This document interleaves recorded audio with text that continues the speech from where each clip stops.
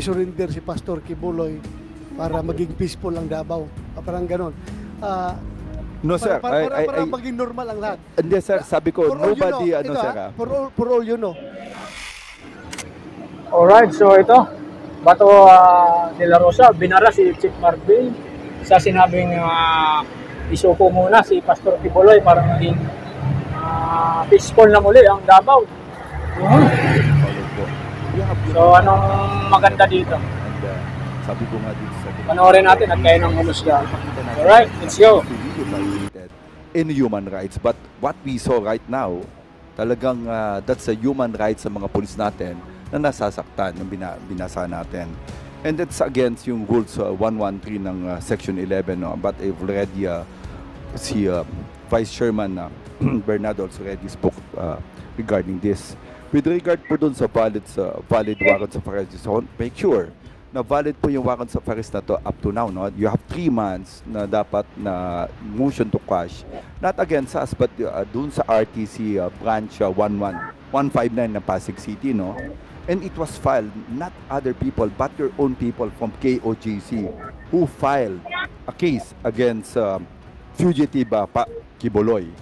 Second, sir, yung second, we have already a case against the Ombudsman, and we will be answering that in the proper forum po. All the violations na sinabi po nito, it's already filed in the Ombudsman. And sabi ko nga, we will make a proper forum po, but we will answer it.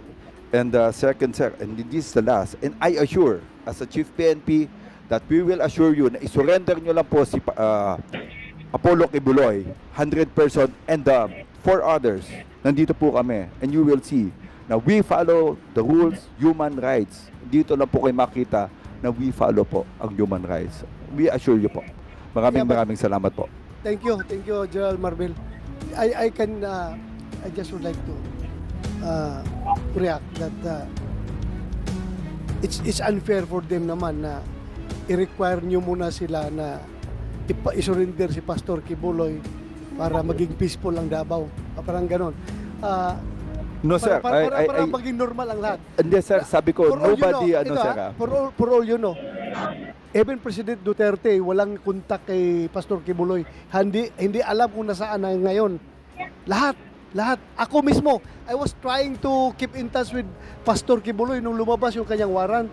I was trying to contact him, pero wala. To no avail. Hindi na talaga makontak. So, unfair din na gawin natin requirements sa kanila dahil they are only ordinary members of the church. So, I think it's high time. It's high time, no? Before you leave. It's high time na you also exert effort na sana bumalik yung pagtitiwala ng komunidad at ng pulis doon sa Davao City. Tutulungan tayo. Ako mismo. Tutulong ako. Dati akong Chief PNP. Dati ko kayong mga tao. I care about you. And I also care about the people of Davao City. Lalong-lalo na itong mga membro ng KOJC. I really care for them. Mga kababayan ko ito eh. I also care for you. Mga tauhan ko kayo dati. So sana mabalik natin yung trust. Samahan ng pulis. For all we know, isa, di ba? Accounted yung isa. 5 na lang yung hinahanap nyo. And yung 5 na hinahanap ninyo, because you cannot do otherwise dahil trabaho ninyo yan. Hanapin talaga nyo yan. Dahil because order dyan ng korte, kahit na masakit sa kalooban ko bilang kaibigan ko si Pastor Kibuloy, na hinahanap ninyo yung kaibigan ko, wala akong magawa because may warrant of arrest siya. Trabaho ninyo yan.